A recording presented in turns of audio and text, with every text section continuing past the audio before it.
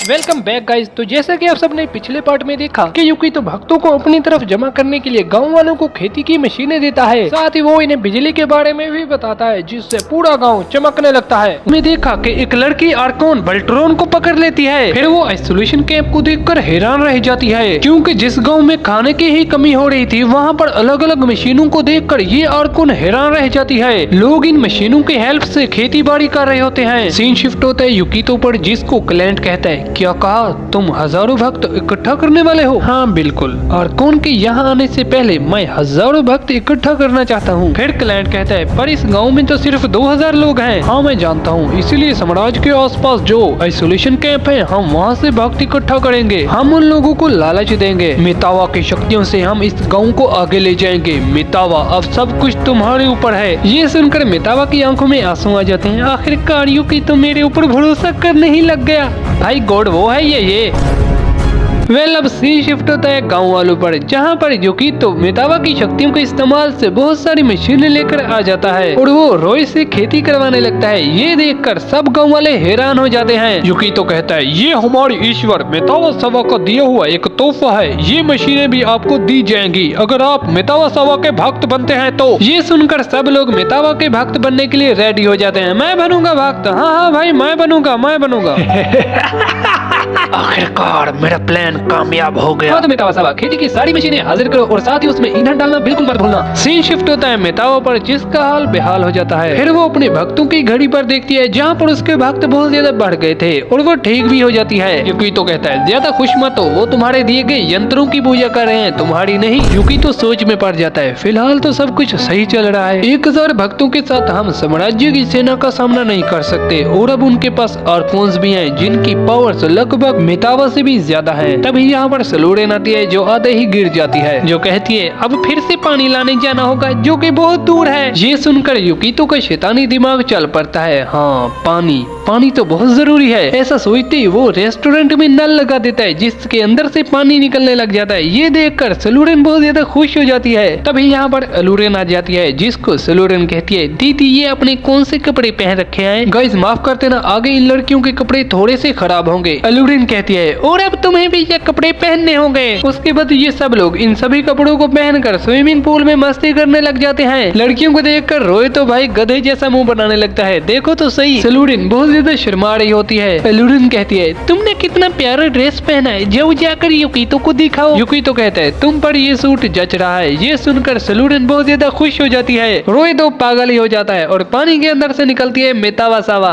जो युकीतो को कहती है, युकीतो मेरी हालत कैसी कर दी तूने, कहना क्या चाहती हो मितावा? मितावा कहती है, तुमने मेरे जादू की हेल्प से जमीन से पानी भी निकलवाया और साथ ही गटरों का पानी भी साफ कराया। और अब रात को मितावा के भक्त बहुत ज्यादा बढ़ जाते हैं जिससे वो ठीक हो जाती है। मितावा कहती है, चलो अब साम्राज्य की सेना पर हमला करते हैं। युकी तो कहता है, अभी नहीं, हमारे धर्म के बारे में एक खास बात लोगों को बतानी होगी। और वो क्या है? हमारे धर्म पर यकीन रखना। फिर रात के वक्त सब लोग मजे से शराब पी रहे होते हैं। तभी यहाँ पर अलूरिन और सलूरिन आ जाती है जिन्होंने टाइट से कपड़े पहन रखे होते हैं। रोय तो इनको देखकर पागल ही हो जाता है भाई। सलूरिन बहुत ज्यादा शर्मा रही होती है। अलूरिन कहती है, अरे शर्माओ मत, याद रखो कि ऐसा करने को भी हमें युकीतो ने ही कहा है। ऐसा कहकर सलूरिन और अलूरिन लोगों को ड्रिंक सर्व करने लगते हैं। तभी हमें एक फ्लैशबैक दिखाया जाता है जहाँ पर युकीतो बताता है, हम में क्या खास है ये लोगों को दिखना चाहिए। हाँ ये खास बात है, इन्हें टाइट से कपड़े पहना दिए और शराब दे दी बस।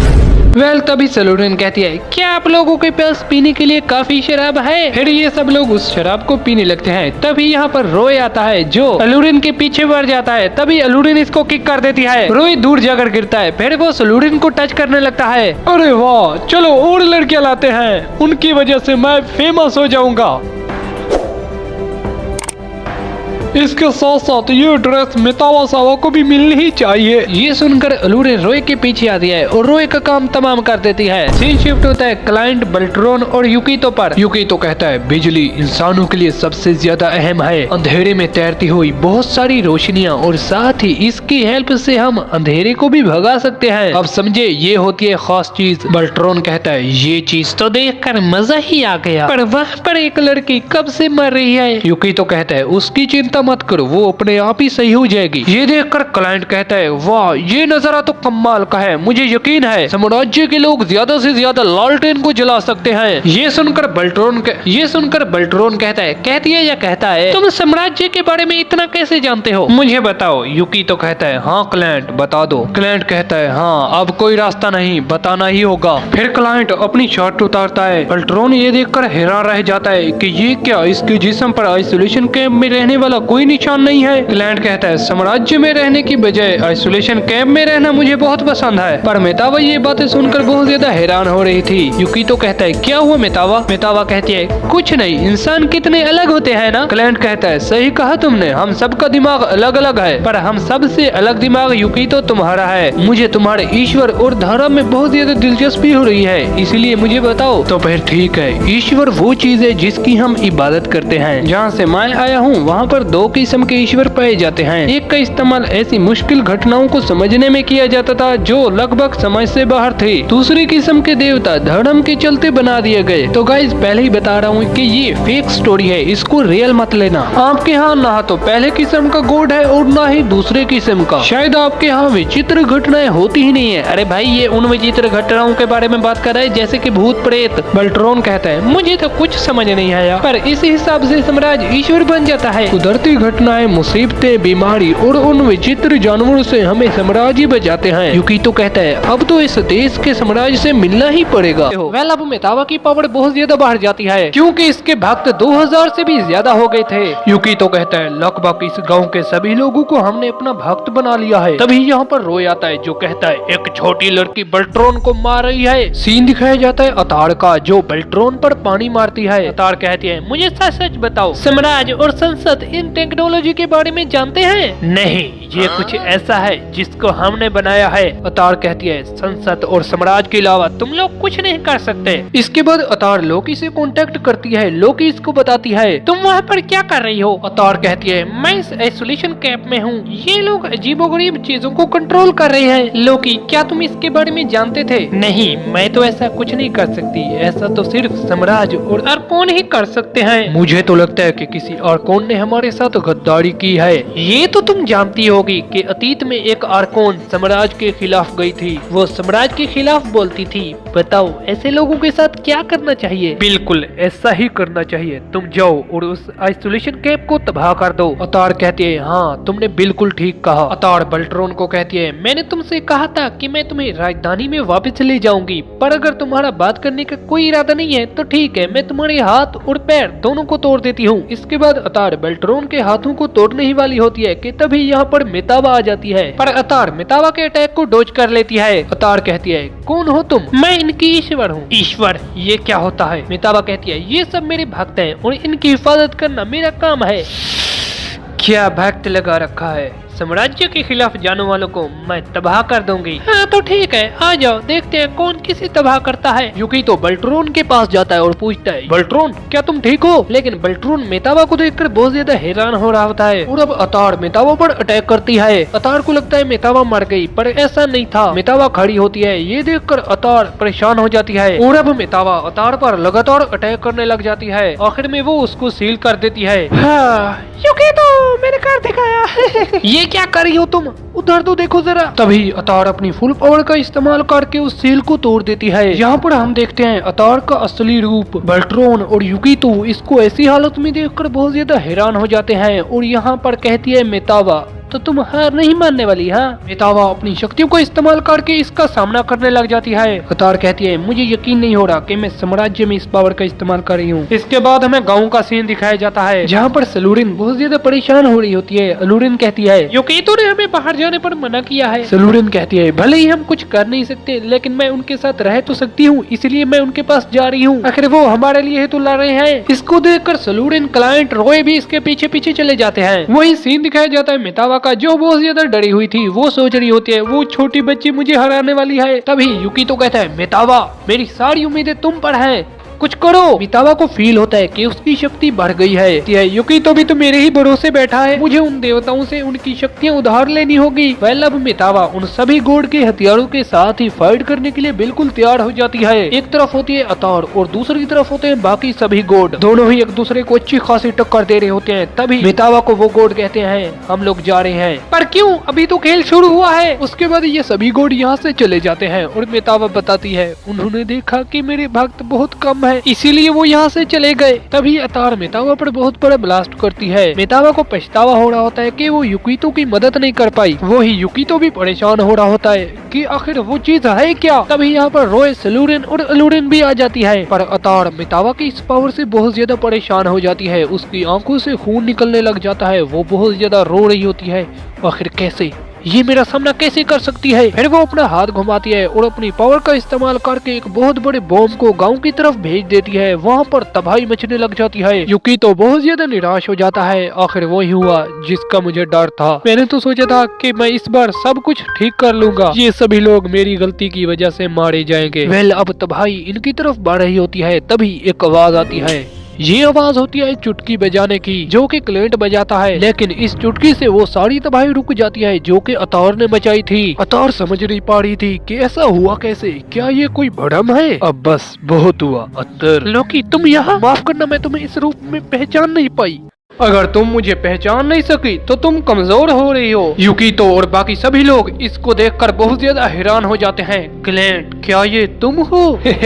हाँ, बिल्कुल सही कहा तुमने। क्लेंट नाम का कोई बंदा एक्सेस ही नहीं करता। सच तो ये है कि मैं एक आर्कोन हूँ और तुम लोगों ने मेरे साथ ऐसा बर्ताव किया कि जैसे बरसों से जानते हो। ये देखकर सब लोग हैरान हो जाते हैं। बल्ट्रोन कहता है, हाँ तो तुम आर्कोन हो, क्या तुम इतने दिनों से हम पर नजर रख रहे थे? और कहती है, छोड़ो इन बातों को। लोकी, तुम मेरे काम में दखल दे रहे हो, इसीलिए तुम्हें जवाब देना होगा। लोकी पर हमला करने वाली थी कि तभी वो गायब होकर युकितो के पीछे चली जाती है। लोकी युकितो को कहती है, चलो अब समय आ गया है, हम लोग मिलकर इस देश के साम्राज्य को मार देते हैं। लोकी, ये तुम क्या कह रही हो? युकितो कहता है, पर तुम तो साम्राज्य के वफादार हो ना, तो फिर तुम साम्राज्य को क्यों मारोगी? लोकी कहती है, मैं बस इस साम्राज्य से उग गई हूँ। लोकी, क्या तुमने साम्राज्य को धोखा दिया और जो लोग साम्राज्य को धोखा देते हैं उन्हें तबाह कर देना चाहिए। तभी लोकी गायब होकर अत्तर के पीछे जाता है और उसका काम तमाम कर देता है। तभी लोकी चुटकी बजाता है जिससे अत्तर बिल्कुल ठीक हो जाती है। अत्तर लोकी की पावर को देखकर बहुत ज्यादा हैरान हो रही होती है। लोकी अत्तर और बल्ट्रोन दोनों को बांध देती है। फिर वो कहती है, चलो अब हम चलते हैं साम्राज्य के महल की ओर। साम्राज्य के महल की ओर युकी तो बहुत ज्यादा हैरान हो रहा होता है कि इस पर भरोसा करें या ना करें। वैसे भाई मुझे ये बंदा बहुत अच्छा लगा, बंदा या बंदी। उसके बाद ये सब लोग साम्राज्य में चले जाते हैं। युकी तो बहुत ज्यादा टेंशन में होता है। उसके बाद ये साम्राज्य के महल में पहुंचकर वहाँ पर सिपाहियों को देखकर बहुत ज्यादा हैरान हो जाता है। आखिर में वो साम्राज्य के दरबार में पहुंच जाते हैं। अत्तर सबसे पहले आगे बढ़कर साम्राज्य से माफी मांगने लगती है, और मैंने आपके सामने इन दहशतगर्दों को भी लाकर खड़ा कर दिया। भाई ये तो वही हेरा फेरी वाला काम हो गया ना। तो ये है इस देश का साम्राज्य। अत्तर साम्राज्य को कहती है, महामही मुझे माफ कर दे, मैं आइसोलेशन कैंप को तबाह नहीं कर पाई। साम्राज्य कहता है, कोई बात नहीं अत्तर और लोकी, हम बहुत ज्यादा खुश हैं तुम्हारे लिए। युकितो, तुम ईश्वर जैसे मूर्ख विचारों को क्यों जिंदा करना चाहते हो? ये सुनकर युकितो हैरान हो जाता है कि आखिर कैसे साम्राज्य को ईश्वर के बारे में कैसे पता है। मितावा बोर होने लगती है और वो साइड में चली जाती है, जहाँ पर वो जाकर एक ब्लास्ट करती है और वो कहती है, मुझे लगा कि तुम इस चीज की वजह से अजीब बर्ताव कर रहे हो। क्या कह रही हो तुम? हाँ, तुम और वो छोटी लड़की कब से एक मरे हुए इंसान के साथ बात कर रही हो? यहीं पर ये पूरा महल चेंज होने लग जाता है। ये सुनकर अत्तर और युकी तो हैरान रह जाते हैं। मुझे लगा ही था कि तुम इस छलावे के पार देख सकती हो पितावा। ऐसा कहकर लोकी साम्राज्य के तख्त पर जाकर बैठ जाती है। भाई इस पूरे महल को मशीनें कंट्रोल कर रही थी। लोकी कहती है, इस देश के साम्राज्य को मरे हुए कई साल हो गए, फिर इस महल को बनाया गया जहाँ पर मशीनें काम करती है और वही इस साम्राज्य को चला रही थी। ये सुनकर अत्तर, भाई ये बिल्कुल बच्ची है, रोने लगती है। छोटी बच्ची हो क्या? कुदरती घटनाएं, खाना पीना, आबादी, ये सब साम्राज्य को मेंटेन करने के लिए बनाया गया है और इन सभी चीजों को कंट्रोल करती है ये सभी मशीनें। तभी मितावा बिजली को टच करती है जिससे उसे जोर का झटका लगता है। युकी तो सोच में पड़ जाता है। ओह तो ये बात है, इस दुनिया पर सिर्फ मशीनों का राज है। सेक्स पर लगी पाबंदी, जीवन की समाप्ति, ये सब साम्राज्य को मेंटेन रखने के लिए ये मशीनें करवाती थी। लेकिन जो भी हो, इस दुनिया की टेक्नोलॉजी मेरी दुनिया की टेक्नोलॉजी से आगे है, जहाँ पर हाईली एडवांस मशीनें और खतरनाक हथियार और कौन्स हैं। मेतावा कहती है, युकी तो तुम अभी भी नहीं समझे, कई हजार साल पहले इस दुनिया को तबाह कर दिया गया था और जो बाकी बचे इंसान थे उन्होंने एक ऐसी जगह बनाई जो पहले की तरह तबाह न हो जाए। बाद में उन लोगों ने हम देवताओं के ऊपर से यकीन को ही हटा दिया। हाँ युकी तो ये गलत है ना? क्या कह रही हो तुम? उन लोगों को जड़ से मिटा दिया गया था। मुझे सच सच बताओ मेतावा, ये दुनिया अगर है क्या? अरे शांत हो जाओ युकी, तो ये पूछ रहे हो ना कि ये दुनिया क्या है? तुम्हारी भाषा में कहूँ तो ये धरती है। तुम जहाँ पर थे उस समय मैंने फ्यूचर में बहुत ज्यादा आगे देखा, बाद में मैं तुम्हें उस समय से निकाल कर इस समय में ले आई। क्या कहा? फ्यूचर में आगे ले आई? तो ये दूसरी दुनिया नहीं है? हाँ, पर तुम मुझे यहाँ पर क्यों ले आई? तुमने ही तो कहा था ईश्वर सर्वशक्तिमान सब झूठ है। अगर तुम सच में हो तो मुझे एक ऐसी दुनिया में ले चलो जहाँ पर ईश्वर और धर्म ना हो। ये इतना भी आसान नहीं था। इंसानों के इतिहाद में एक ऐसी जगह ढूंढना जहाँ पर ईश्वर और धर्म ना हो। मैंने बहुत अच्छा काम किया ना युकी तो? वही, युकी तो बहुत ज्यादा निराश हो जाता है। मैं जानता था कि ईश्वर देवताएं किसी काम की नहीं होती। जहाँ पर ईश्वर और धर्म नहीं है वहाँ पर तो मैं इनके हाथ का सिर्फ एक खिलौना हूँ। वेलब लोकी कहता है, वैसे मेतावा प्यारी, अगर हम इस साम्राज्य की सारी मशीनें तोड़ दे तो क्या होगा? साम्राज्य तबाह हो जाएगा। तभी अत्तर कहती है, लोकी ये तुम क्या कह रहे हो? साम्राज्य ने अगर हमें बनाया है तो हमें उसकी हिफाजत करनी चाहिए, ना कि उसे तबाह कर देना चाहिए। देखो अत्तर, साम्राज्य को तरतीब में रखना क्यों सही है? हालांकि तरतीब में रखने वाले तो मर चुके हैं। अत्तर, मैं सिर्फ इतना चाहती हूँ कि अब ये तमाशा खत्म हो जाए। वेल, मैं भी यही चाहता हूँ यार, साम्राज्य के लोग खुश रहे, बस मैं इतना ही चाहती हूँ। तो चलो मेतावा प्यारी, काम को शुरू करते हैं। मेतावा कहती है, देखो युकीतो को दुखी करने वाले भी तुम हो, इसलिए एक बात को बार बार मत दोहराओ। तभी युकीतो लोकी पर अटैक करता है, पर लोकी उसको डोज करके उसकी तरफ बढ़ता है। लेकिन इस बार युकीतो बड़ी ही आसानी से लोकी को हरा देता है। अब मुझे पता चल गया है कि साम्राज्य के महल में या इसके आसपास तुम्हारी शक्तियाँ काम नहीं करती। फिर वो लोकी के गले पर खंजर रखकर कहता है, अब बोलो तुम्हारा इरादा क्या है? मैं अपना इरादा बता चुकी हूँ कि मैं इस साम्राज्य से ऊब गई हूँ। युकीतो कहता है, मुझे सिर्फ और सिर्फ सच सुनना है। और अब यहाँ पर लोकी अपना सच रिवील करता है। एक बच्चा अपने डैड को कहता है, डैड अब कहाँ जा रहे हैं? उसका डैड कुछ नहीं कहता और शीशी लेकर बैठ जाता है। शीशी में जहर होता है। फिर जैसे ही वो उस जहर को पीते हैं तो वो उसी वक्त मर जाते हैं। सिपाही कहता है, जीवन की समाप्ति बिना किसी समस्या के पूरी हुई। और अब लोग यहाँ से चले जाते हैं। ऊपर से लोकी ये सारा तमाशा देख रहा होता है। अरे यार, ये एक लड़की है और मैं इसको लड़का बोल रहा हूँ। वो बताता है, अरे बताती है, जानवर के करीब जब मौत आती है तो वो भी डर जाता है और साम्राज्य के लोग इस चीज को खुशी से अपनाते हैं। तो ये इंसान जानवर से भी बदतर है। और अब लोकी साम्राज्य के महल में जाती है और वहाँ पर रिसर्च करने लगती है। वो सोचती है कि साम्राज्य ने ऐसे अजीब मुल्क को क्यों बनाया था। तभी वो गलती से एक बटन पर प्रेस करती है, जिससे वो हैरान हो जाती है, क्योंकि उससे इस धरती की कुछ पुरानी तस्वीर मिलती है, जिसमें उसको समझ आता है कि पुराने जमाने के लोग आजादी से जिया करते थे। क्या साम्राज्य को भी ऐसा ही होना चाहिए? और वो ईश्वर जैसी चीजों पर यकीन रखा। डाकनी, कैया, ईश्वर, अत्तर और हाँ लोकी, ये सब क्या है और हम कौन है? हमारा वजूद क्या है? यही सब सोचकर लोकी बहुत ज्यादा परेशान हो रही होती है। फिर वो साम्राज्य को छोड़कर आइसोलेशन कैंप में चली जाती है, जहाँ पर वो खेती करने लगती है लड़का बनकर। अब से मैं इसे लड़का ही बोलूंगा। वहाँ पर उसे रोय कहता है, चलो ना क्लैंट, दूसरे गांव में लड़कियां बहुत सुंदर हैं, वहाँ चलते हैं ना यार। उसके बाद ये दोनों रेस्टोरेंट में चले जाते हैं, जहाँ पर रोय लड़कियों को छेड़ने लगता है और लड़कियां इसका बैंड बजा देती हैं। क्लैंट सोच में पड़ जाता है, इनका जीवन भी जीवन की समाप्ति के जरिए खत्म हो जाएगा बिना किसी समस्या के। लोकी अब बस ये सोच ही रही होती है कि तभी यहाँ पर एंट्री होती है युकीतो की, जिसने कपड़े नहीं पहन रखे थे। वह अलूरिन को कहता है, तो तुम्हारा ये कहना है कि इस दुनिया में टीवी, इंटरनेट, यहाँ तक कि बिजली भी नहीं है? और अब अलूरिन कुछ कहती तभी यहाँ पर सलूरिन युकीतो के कपड़े सुखाकर आ जाती है। इसके बाद युकीतो इन सभी को शराब बनाने का तरीका बताता है। लोकी सोच में पड़ जाता है कि ये बंदा हमसे अलग है, इसे ऐसी चीजों का नॉलेज है जो इस दुनिया में किसी इंसान को भी मालूम नहीं। उसके बाद ये सब लोग शराब पी रहे होते हैं, तभी युकीतो ईश्वर शब्द इस्तेमाल करता है, जिसको सुनकर लोकी हैरान हो जाता है, क्योंकि उसे ईश्वर के बारे में पता था। ये सुनकर लोकी अपना ज्यादातर वक्त आइसोलेशन कैंप में गुजारने लगती है। कुछ दिन बाद जीवन की समाप्ति के लिए साम्राज्य के सिपाही अलूरिन और सलूरिन को पकड़कर ले जाते हैं। उस दिन लोकी अपनी घोड़ा गाड़ी लेकर युकीतो को अपने साथ ले जाती है। फिर जब मेतावा आती है तो उसको देखकर लोकी की आंखें फटी की फटी रह जाती हैं। उसी दिन से मेतावा आइसोलेशन कैंप में हेल्प करने लगती है। वैसे तुम्हें ये स्टोरी कैसी लगी कमेंट करके जरूर बताना भाई। युकितो की दी गई शराब, मेतावा की दी हुई मशीनों की वजह से ये सारे गाँव वाले खुशी से रहने लगते हैं। अगले दिन युकितो मीटिंग फिक्स करता है जिसमें वो क्लाइंट और अलूरिन को बुलाता है। हमारे धर्म में कुछ चीजें खास हैं जिस पर हमें यकीन रखना होगा। क्लाइंट सलाह देता है, ठीक है फिर तो हम ऐसा करते हैं कि हमारे धर्म में सब लोग आजादी से जिएंगे, ये कैसा रहेगा। युकितो भी इस बात के लिए मान जाता है और वो एक पर्दे पर लिखते हैं, आजादी से जियो। भाई इस चीज को मैंने थोड़ा शॉर्ट किया है क्योंकि ये स्टोरी भाई दिमाग के वायर ही जला रही है। यहीं पर युकितो क्लाइंट को कहता है कि तुम हमारे धर्म में सबसे अक्लमंद इंसान हो, मुझे तुम पर भरोसा है। ये सुनकर लोकी सोच में पड़ जाती है और वो कहती है युकितो सच में अच्छा बंदा है। तभी यहाँ पर मेतावा लोकी को कहती है, देखो युकितो हमेशा ऐसी बात करते हैं जिससे लड़कियां बहल जाती है। क्या कह रही हो, लड़कियां? हाँ लड़की, तुम एक लड़की ही तो हो, इसलिए युकितो से दूर रहो। लोकी कहती है, सच में ईश्वर के सामने कुछ नहीं छुपा सकते।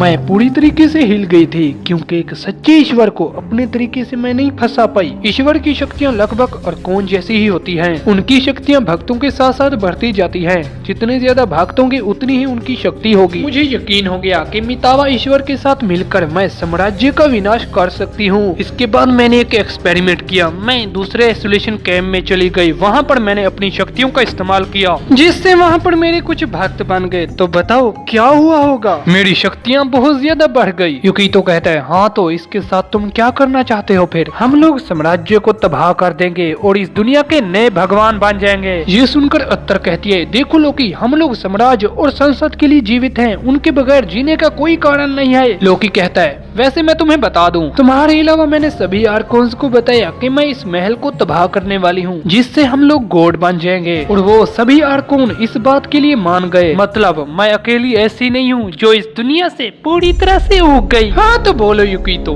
अब हम इस दुनिया को तबाह कर दें जिससे सब लोग आजाद रहेंगे। हाँ तो मेरे प्यारे दोस्तों, आगे देखते हैं कि इस प्यारी सी सीरीज में आगे क्या होता है। क्या युकितो मान जाता है कि इस महल को तबाह कर दे या नहीं? क्या ये लोकी को ही मार देगा? आगे देखते हैं अगले एपिसोड में। वेल गाइस, अगर आपको ये वीडियो पसंद आए हो तो लाइक करें और चैनल को सब्सक्राइब करें। मिलते हैं किसी नेक्स्ट वीडियो में, तब तक के लिए आप बाकी के एपिसोड देख लो, लिंक इन द डिस्क्रिप्शन।